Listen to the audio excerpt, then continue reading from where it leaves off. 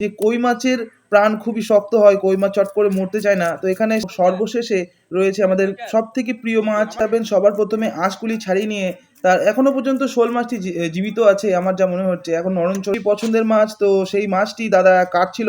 তো সেই কাটার ফুটেজটি আমি একটু ক্যাপচার করার চেষ্টা করেছি। এখানে দেখতে পাবেন আমাদের আড়তের কিরকম পরিবেশ হয়ে থাকে, যে আদা, লঙ্কা, টমেটো, আলু ভাজা এবং মাছ কষা ভাজাটিকে দেওয়ার পর একটু জিরে দিয়ে ভালোটিকে মাছটিকে বাট এখানে পুরু হয়ে গেছে।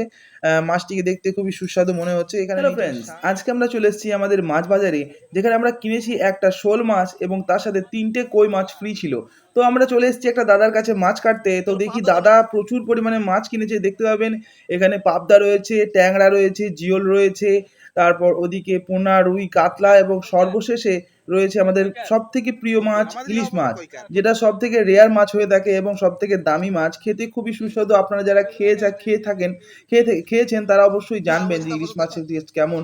ইলিশ মাছ আমার খুবই পছন্দের মাছ। তো সেই মাছটি দাদা কাটছিল।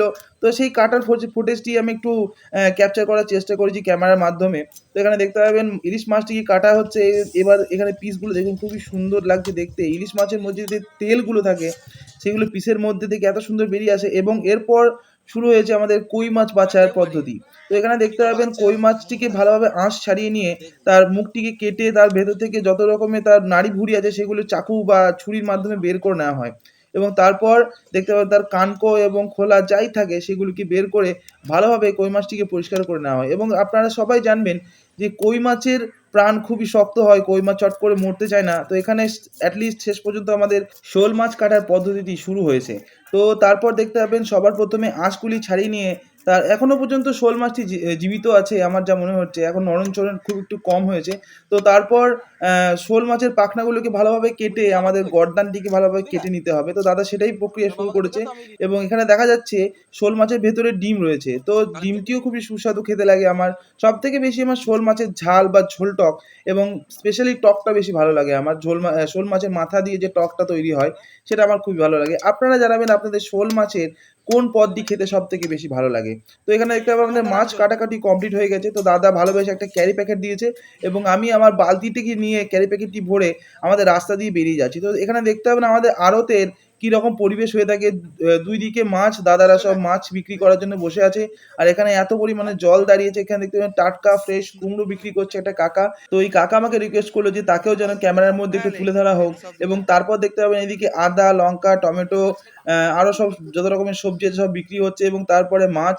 এইভাবেই তো আমাদের সব রকমের মাছের বাজার। এই কাকাও আমাকে রিকোয়েস্ট করলো যে আমাকেও ক্যামেরার মধ্যে তুলে ধরো। তো ঠিক আছে চলুন, সবই চলবে, অসুবিধা কিছুই নেই। তো এই হচ্ছে আমাদের আড়তের পরিবেশ। দেখতে পাবেন চারিদিকে কাদা এবং জল মানে দাঁড়িয়ে আছে। তো অসুবিধা কিছুই নেই। আড়তের মাছ বাজার এরকমই হয়ে থাকে কিছুটা। তো চলুন আমরা আপনাদেরকে আমাদের মাছের আড়তটা দেখিয়ে দিই। আপনারা যদি কখনো মনে করেন যে আমাদের আড়তে আসবেন বা আমাদের আড়তে মাছ দেবার ইচ্ছা আপনাদের হয়ে থাকবে, আপনারা যদি কোনো রকমের মাছ ব্যবসায়ী হয়ে থাকেন, তো আমাদের আড়তে অবশ্যই আসবেন। এটুকু আমি আপনাদের কাছে রিকোয়েস্ট করব। তো এখানে দেখতে পাবেন বাবা, কাকারা সব বসে আছে। এদিকে আমাদের মাছের বাজার শেষ। এই দাদা আমার সাথে মজা করছিল। প্রায়ই আমার কাছে সঙ্গে প্রতিদিনই আসে। আর এখানে দেখতে পাবেন একটা কচ্ছপ আমরা পেয়েছি, যেটা আমরা বাড়ি নিয়ে গিয়ে আমাদের পুকুরে ছেড়ে দেব। তো এই কচ্ছপটি আমরা সুন্দরভাবে আমরা ঝোলার মধ্যে ভরে নিলাম। তো এখানে দেখতে পাবেন বাবা কয়েন নিচ্ছে এবং পাশে রয়েছে চা। আমি চা খেতে খুব ভালোবাসি বন্ধুরা। আপনারা জানাবেন আপনারা চা খেতে আপনাদের কেমন লেগে থাকে। তো এখানে বাবা পয়সা গুনে, এবার পয়সা গুনে নেওয়ার পর এই দাদাকে গোটাগুটি নোট দেবেন। তো তারপর দেখতে পাবেন আমরা চলে এসেছি বাড়িতে এবং সঙ্গে আমরা গরম তেলের ওপর কড়াই দিয়ে দিয়েছি। না, কড়াইয়ের ওপর তেল দিয়ে দিয়েছি এবং তারপর হলুদ দিয়ে আমাদের মাছগুলিকে ভেজে নিচ্ছি আমরা, শোল মাছগুলিকে। তো আমি সব মাছগুলি ভাজা আমি দেখালাম না। আমি মোটামুটি ৪ পিস আপনাদের দেখালাম। তো তারপর আবার তেল দিয়ে ৫ ফোড়ন দেওয়ার পর আমরা পেঁয়াজগুলি ঢেলে নিয়ে ভালোভাবে পেঁয়াজগুলিকে কষিয়ে নেব এবং তারপর দিয়ে দেব একটু আদা রসুন বাটা এবং তারপর তারপর একটু হলুদ দেওয়ার পর আমরা মশলাটিকে ভালোভাবে কষিয়ে নেওয়ার পর আমরা ঝিঙে আলু ভাজা এবং মাছ কষা ভাজাটিকে দেওয়ার পর একটু জিরে দিয়ে ভালোটিকে মাছটিকে কষিয়ে নেব। আজকে আমার শরীরটা খুব একটা ভালো ছিল না। তাই আজকের রান্নাটি সম্পূর্ণভাবে মাই করেছে। আপনারা জানাবেন মায়ের হাতের রান্না আপনাদের কেমন লেগেছে? তো এরপর আমরা দিয়ে দেবো একটু তেঁতুল এবং একটু সর্ষে বাটা, মানে সর্ষে গুঁড়ো করে যেটা দেওয়া হয় আরকি। তো এটা অলরেডি ঝোল টক হচ্ছে। তো ঝোল টকের ক্ষেত্রে দেখতেই পাবেন অলরেডি আমি চেয়েছিলাম যে পাতলা হোক ঝোলটা, বাট এখানে পুরু হয়ে গেছে। মাছটিকে দেখতে খুবই সুস্বাদু মনে হচ্ছে। এখানে নিয়েছি আমি শাক এবং লাউয়ের তরকারি এবং সাথে রয়েছে চিংড়ি মাছের টক।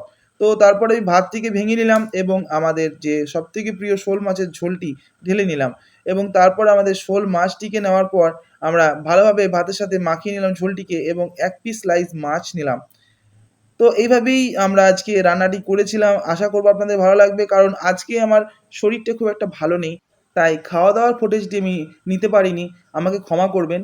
তাই আজকের ভিডিও এখানেই শেষ করতে হচ্ছে। আপনারা জানাবেন আপনাদের ভিডিওটি কেমন লেগেছে এবং এরকম রেসিপি আপনারা বাড়িতে কখনো ট্রাই করেছেন কিনা, বা শোল মাছের ঝোলটাও আপনাদের কেমন লেগে থাকে আমাকে কমেন্ট বক্সে লিখে অবশ্যই জানাবেন। আজকের মতো এখানেই। দেখা হচ্ছে নেক্সট ভিডিওতে। সবাই ভালো থাকবেন, সুস্থ থাকবেন। ধন্যবাদ।